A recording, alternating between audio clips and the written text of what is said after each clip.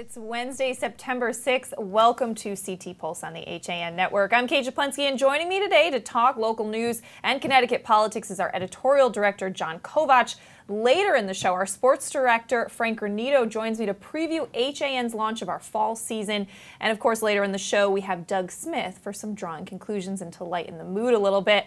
But first, John, thanks so much for joining me today. As always, it's good to have you on to chat about news and politics. Anytime, Kate, and there's plenty going on. Plenty going on. So, interesting story that I was reading today from the Hartford Courant. There's apparently been some rumors going around that Governor Malloy will be leaving before the end of his term. Now, the Hartford Courant asked him about this. He called these rumors crazy, but says his office is getting calls about this daily. I guess it started circulating among lobbyists, state employees, political insiders that he would step down before his term ends, and that term ends in January 2019, and he would allow Lieutenant Governor Nancy Wyman to become governor. Now that's interesting. Well, there is a benefit right to that move if you're the Democrats and you want to hold the governor's office, in that you will then have an incumbent running, and it would have to carry with it some kind of an admission that we're distancing ourselves from Dan Malloy. I don't know that Connecticut Democrats would do that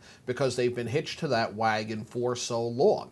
But there's a benefit to that move if you wanted to run Nancy Wyman as an incumbent. Right. And so Nancy Wyman still hasn't ruled out running, though she hasn't made any big announcements that she definitely will seek that office. Malloy saying these rumors are crazy. Now, there have been reports that he would work for former White House aide Valerie Jarrett, a confidant of President Barack Obama who's interested in criminal justice reforms like Malloy has been. Another scenario that's been circulating around, according to the Courant, involved him working in a major law firm. And the rumors have included not only taking a job at UConn, but the top job as the school's president. A UConn spokesman said that that's the first she had heard of that rumor. So there's saying that there's no truth to that. There's no truth to something that's a rumor that might be on the internet? Is that what you have the audacity to say? It's interesting that it's been circulating, though, among some political insiders and some lobbyists. I mean, that seems to give it a little more merit than just people think, well, he's not, a lot of people think he's doing a horrible job. Maybe he'll leave office early, you know? Who's more happy if that were to happen, the Republicans or the Democrats who get to run an incumbent? I think it might benefit the Democrats. I'm not sure. I don't know. Yeah, another, and this just, I believe, happened in the past few hours, if not the past day or so, and that's Dan Drew, who's a Democrat who is looking for the nomination there. This early, announcing a running mate.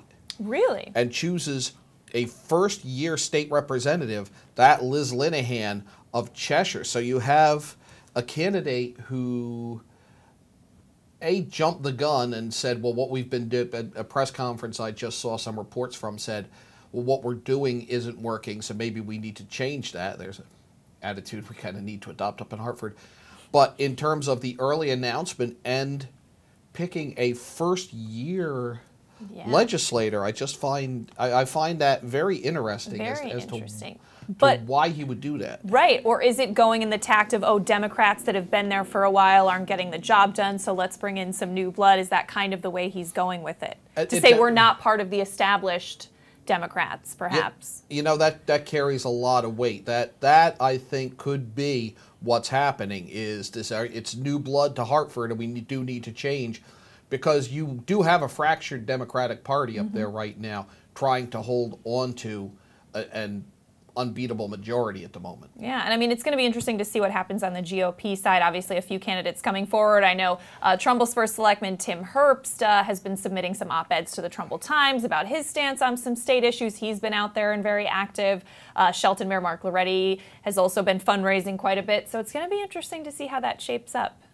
It's going to be a fun fall. I know. There's going to be, people are just going to keep coming out of the woodwork, I think. And we've got the local primaries coming up. We love that, yes. In less than a week. I know. We're excited about that. The primaries, the municipal elections, that's going to be a lot of fun. Going to be a lot of coverage here on the network for that. Now, moving on to a different topic, our own Darien Times reporting this week that the town of Darien is considering partnering with Waterbury in a class action lawsuit against major drug companies over marketing campaigns related to opioids and resistant resulting addictions. Now, this Waterbury suit alleges that several pharmaceutical companies have harmed the city of Waterbury and its residents through an aggressive marketing campaign that sought to and did change long-standing medical prescribing practices that dictated opioids should only be used short-term or for terminal illnesses because of their highly addictive nature. Now, several other towns have jumped on board, and this lawsuit is modeled after a similar one in New York State and others that are kind of popping up around the country now. Darien's first selectman Jamie Stevenson said she hopes there's a financial settlement to help reimburse municipalities for some costs incurred fighting the opioid addiction. What's your kind of reaction to this, John? I'm leery of this suit for a couple of reasons. One being, do these towns think they're going to get the money? Because as more and more towns pile on to this, I would wager that the state will then get involved.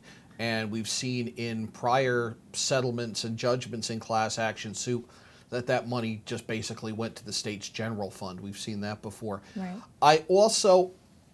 There are positives. As much as we have made the word opioid a four-letter word, it's a bad thing. These drugs have done a lot of good. They have helped with pain management. They have made people's lives miserable. They've made people comfortable in the end stages of their lives. It's just we have an abuse problem with them, and that's true of so many drugs. One of my fears is we've driven GE out of the state of Connecticut. We're losing insurance businesses now. Manufacturing businesses have died. I hope they come back, but I don't know. Right. So we do have some big pharma. Are we going to sue the next big taxpayer out of the state of Connecticut? And that concerns me. Right. And we've seen a lot of blame placed. I mean, some people discuss doctors improperly prescribing, and I know some state laws have come forward and have been drafted in response to that. Other people saying, oh, the doctors didn't know how addictive these pills were. I mean, listen, we're seeing a lot of stories recently about young people overdosing on heroin, and it's, a lot of those addictions can start with prescription painkillers. I mean, just last week I was at an overdose awareness event, a lot of family members there who had lost loved ones. But yeah, I'm not sure that this lawsuit is the right way. Just looking for someone to blame a bit. I'm not sure. And like you said, will this money actually help these towns fight the opioid epidemic? I'm not sure. I do. What was the feeling that you got at that event? I don't want to put you on the spot, but your feeling at that event you attended? Well, I mean, there was definitely no discussion of where the blame was placed. It was more on trying to help loved ones that are struggling with addiction. And it was kind of an event about healing for people that had already lost loved ones. And I mean, listen, it was devastating. You had little kids crying in front of, who had lost a parent. And it was very sad to see. But, the lawsuit, I'm not sure. I mean, I think it'll be interesting to see how maybe some of Darien's elected officials react, because Jamie Stevenson's going to bring this forward to the town body to kind of discuss that. And I want to see if any other towns that we cover are also going to be considering this lawsuit. That's what I'm curious to see, is who else joins, and does the state sign on? Do these towns want the state to sign on? And where does it go? Yeah, and it is interesting, important to note, from 2014 to 2015, heroin deaths increased 27% in Connecticut, and of the 723 people who died of an overdose in 2015, 415 were heroin-related, and another 107 were related to fentanyl, a powerful opiate that drug dealers have been lacing heroin with to make it more potent. So important information in there. There's a lot more on that story at DarienTimes.com, and I'm sure it's something we'll be talking about more in the future, John. Kind of switching gears, just some response to DACA recently. I know we just had a Senate Majority Leader Bob Duff on a few weeks ago, and he was talking about some immigration issues that he had with President Donald Trump's stance on things. We were talking about, in fact, one woman who could be deported. She's lived in Norwalk for several years, and he was talking about his support for her. He also came out yesterday saying he's disappointed and angry with President Trump's action to end the DACA program. That's the Deferred Action for Childhood Arrivals program. So we're seeing a lot of reaction from Democrats on that side. I haven't heard much from any Republicans in Connecticut lately. Yeah, Chris Murphy, Democratic senator, said it takes someone with a dark heart to do something as cruel and pointless as this. Maybe a little bit of a dramatic statement by Senator Murphy, but I don't see what's gained. These, in my opinion, are people who want to assimilate into the system. You want the people who are here illegally to assimilate into the system. We haven't created a path by which to do that. If we were to create a path and get these people out of being illegal and make them citizens, we could solve a lot of this. And instead we've kind of made it this vilification and get them all out of here. Good luck with that. I think you're going after the wrong group here. Right. And I know the Stanford Advocate reporting today about some peaceful demonstrations being held at the Trump building there in regards to DACA.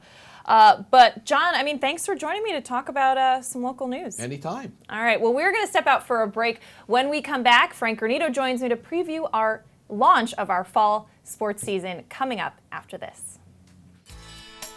Now teeing off, Paul Miller from Miller Nissan in Fairfield.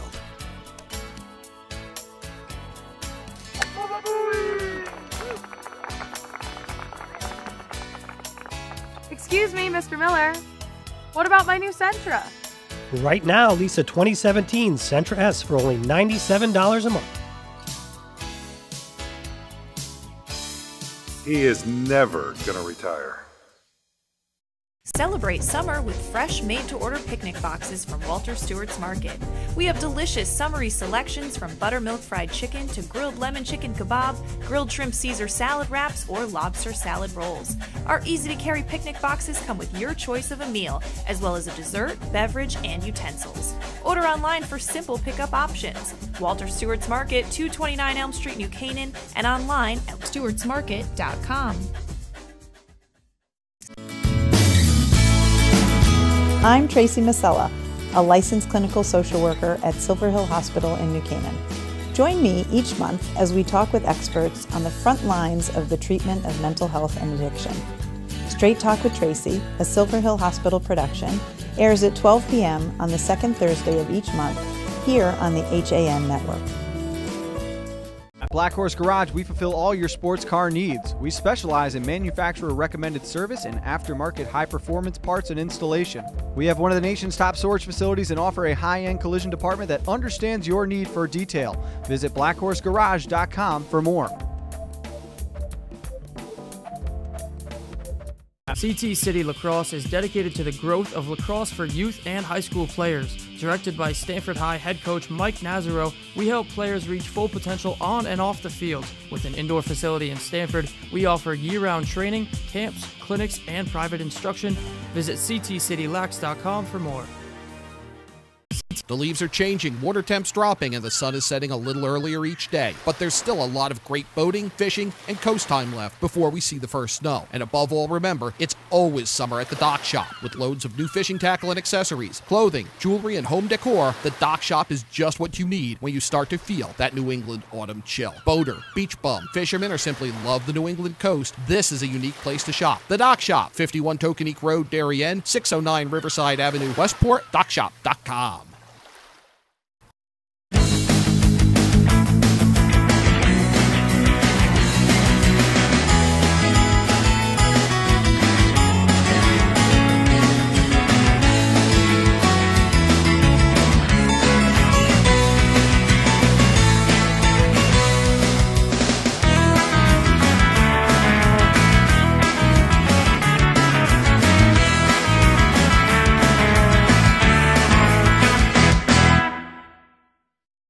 Duryea, New Canaan's home center and full-service lumberyard. Everything for your home and improvement projects. We also carry seasonal items, barbecue grills, housewares, newest LED light bulbs, doors, windows, and much more. Weed and Duryea, 21 Grove Street, New Canaan, a division of Northeast Building Supply. Welcome back to CT Pulse on the HAN Network. I'm Kate Chaplensky, and I'm excited to invite on our sports director, Frank Granito, to talk about the launch of our fall season. It starts this weekend, Frank. We were just previously out on the road for a couple weeks getting ready for this. That's why there were no studio shows.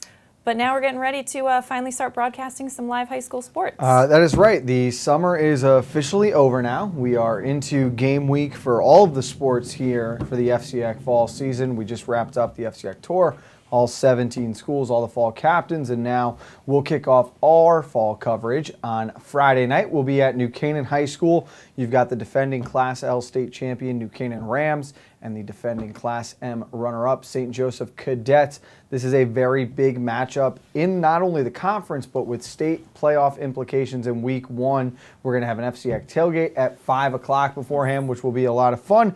And then we continue our coverage in this opening weekend on a Saturday. So 2 games this opening weekend, but Friday is definitely going to be a very busy one for us. Yeah, so FCX tailgate, that's the only show you guys kind of let me be involved in on the sports side. And we launched that at 5 o'clock, and now that's going to involve me, you, John Kovach, Kevin Coleman, and you guys are going to have some interviews with coaches, players, and I know I'm going to have a couple community pieces. We're going to be talking with Tracy Masella, who is the host of our Straight Talk with Tracy show on mental health and addiction. She's going to be joining us. We're also going to have on athletic director from St. Joseph High School, Kevin Butler, to talk about a new health and wellness center they're going to have there. Frank, what do you have planned for tailgate? Well, first of all, let it be known, you are always invited on Nutmeg Sports. You just have never accepted. No, we are, John, Kevin, and myself will get you ready not only for Friday night's game at New Canaan, but we'll also look around the conference. There are other big games going on this weekend. Darien and Ridgefield in a rematch of the Class XL State Championship is another good one. We'll look ahead a little bit to Saturday, but we will be joined by coaches and players from both teams. Dave Stewart of the New Canaan Advertiser and Bill Bloxham might stop on with us, talk a little bit about the teams from the towns they cover. Dave Rudin will join us as well. And of course, we'll continue to have everyone's favorite part of the show, Kate's Uneducated Guesses, as you pick the games for the weekend. But I think this is year 3 of Tailgate now. This will be our 2nd year doing it together. But you're right.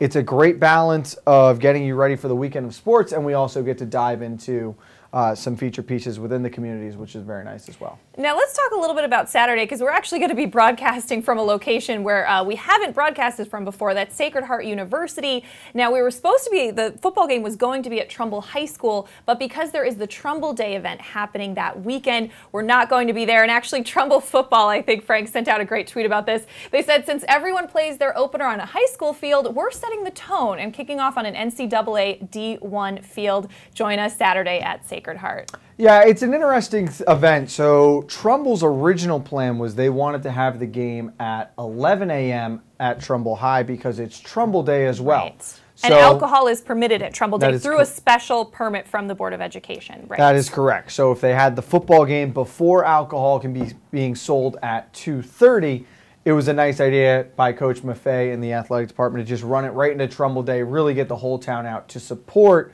for that opening day. The issue that Greenwich had was there are ACTs being taken that Saturday morning, and a majority of the players on the Greenwich roster were not going to be able to be at Trumbull by kickoff at 11 o'clock, let alone 9:45, 10 to begin warm-up. So couldn't back the game up later in the day at Trumbull. They couldn't do it Friday night because the fair is going on as well that night before. So after several discussions, they finally settled on Sacred Heart, which hopefully the town of Trumbull will still come out and support and then just make the short trip back up the Merritt for the rest of Trumbull Day. But it'll be a very cool setting for sure, getting to play in that college stadium, and it's going to be a great game. These are 2 teams that were very competitive last year. They had a back-and-forth game, finished with the same record, and virtually Greenwich got into the state tournament because they knocked off Trumbull in their regular season matchup.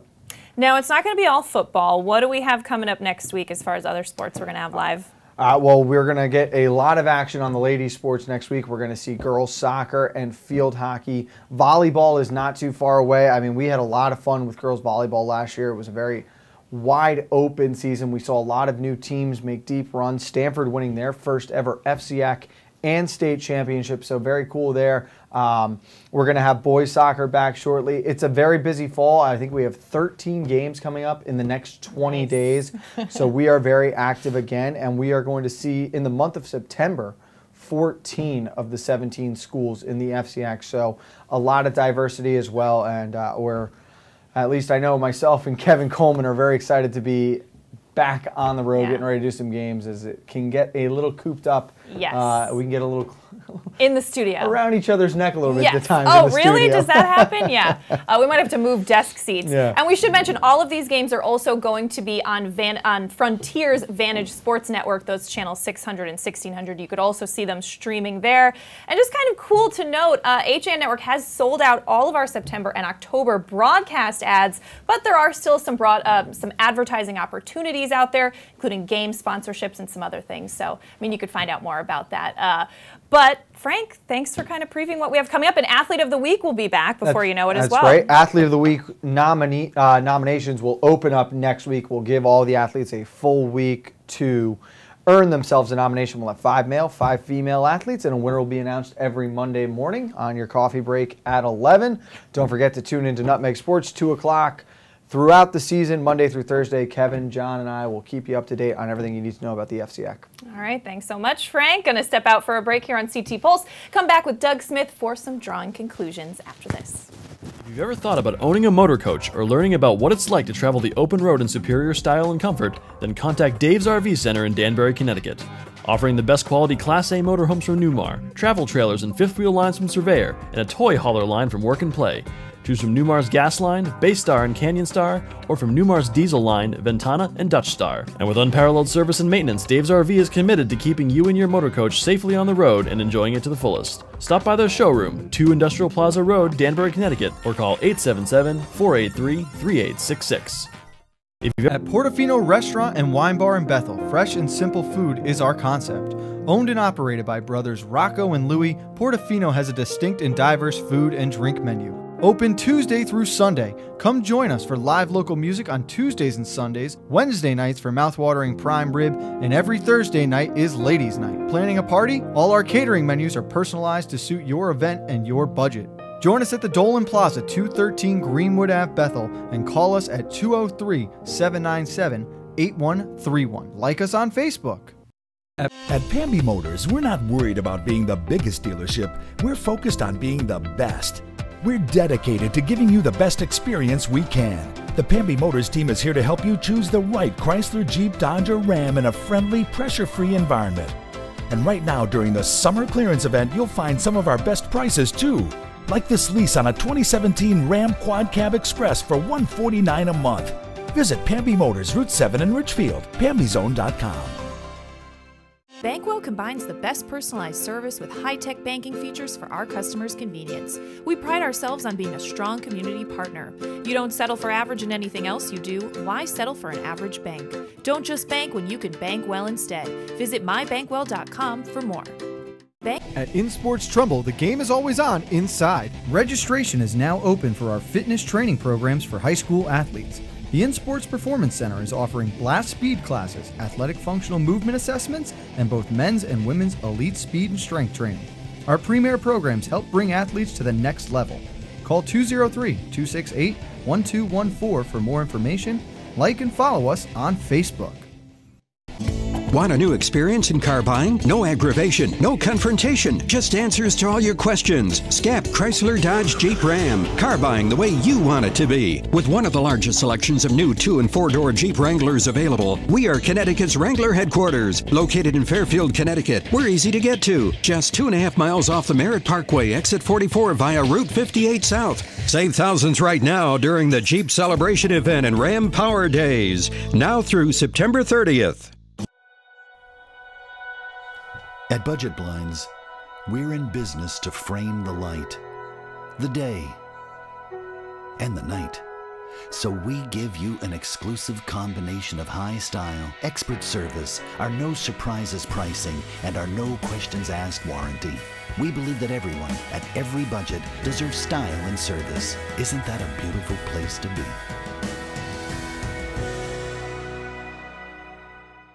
New Canaan Foreign Car. Yes, New Canaan Foreign Car has been servicing all makes of foreign cars for over 50 years. We also buy, sell, and consign cars too. We can help you with all your automotive needs from service to sales. Call us at 203-966-2681.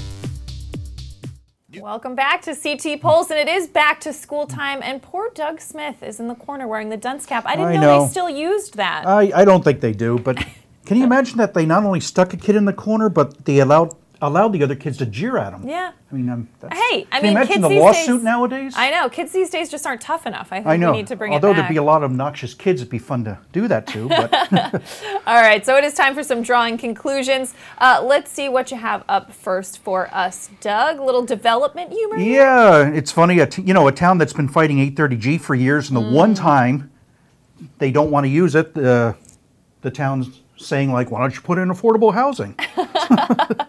Yeah. You know, the original cartoon of that, I had the guy sitting on a horse with really long legs, and it said, "Hi, horse." Oh, and I figured, you know what, I'm just going to get the letters coming in on that. Yeah. So Sometimes you have to edit yourself Yeah. a bit, right? Yeah, we all have to learn that. All right, up next, my favorite always, some bear humor. Yep, a little nod to the general store that's been there next to forever at Easton. You know, I've been in Fairfield County 50 years. I've never even been inside that place. Really? But you have they had to a go. nice article on it last week in the paper. Yeah, So I got to and check there's it a out. bear outside and reading the Yep, paper. yeah, All so. right. Reading the Easton Courier, of course. Oh, yeah. And up next, we have a version of a Connecticut slasher film. Tell us Right. about this. It's just touching on, you know, our Yeah. governor slashing the education funds. Oh, yeah. I guess unless they reach a budget, is that the thing? That Right. This is sort of his Yeah, that's leverage? his proposal for Yeah. making the cuts there. So yeah, I'm sure there's a lot of municipal leaders who will appreciate and relate to this cartoon this week. Up next, who's this cartoon for? We're talking about a little auditing going on? Some more budget stuff. That's in Stratford. The town wants to do an audit on the Board of Education, see where the money's been going, and I guess they decide not to do it because it's going to cost upwards, you know, $50,000. So I think that was sort of a sensible move. Right. Turn it around. Don't Yeah. spend the money on the audit.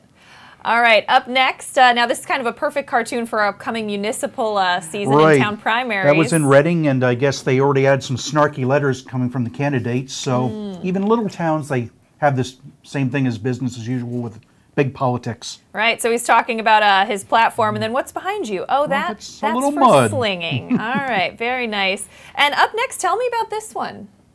This little highway. Oh yeah, that's late Thursdays in Ridgefield. The stores on Main Street are going to stay open till I believe 7 or 8 o'clock because a lot of people just can't go shopping there when they get home from work, and so we got Route 84 there, the little exit That's 3. nice. So people are going in to do some Right. shopping at those local stores. I love it. So I did that nice little one. This next cartoon was the original Ridgefield cartoon I was going to run. Hold a Lane. Tell us a little about this one. Yeah, and we had an episode a month or so ago when somebody tried to steal a car from a house in Hold a Lane, and they were shot in the back. And when the police investigated, they unearthed a load of drugs and weapons. And but again, I didn't feel this cartoon was really going to generate a lot of goodwill. Right. And recently in Shelton, now you're always good at drawing the mosquitoes. We have some testing positive for West Nile there. Maybe the male mosquito should be like going, no! Oh, good Lord. All right, so that's it for this week. Doug, we missed you. We've been gone for 2 I weeks. know. It's nice to have you back for Thank drawing you. conclusions. All right, well, we'll see you next week. Okay. We're going to wrap things up here on CT Pulse, but of course, coming up at 2 o'clock, Nutmeg Sports Show. Be sure to check it out. And tomorrow at 11, your coffee break. Have a great day.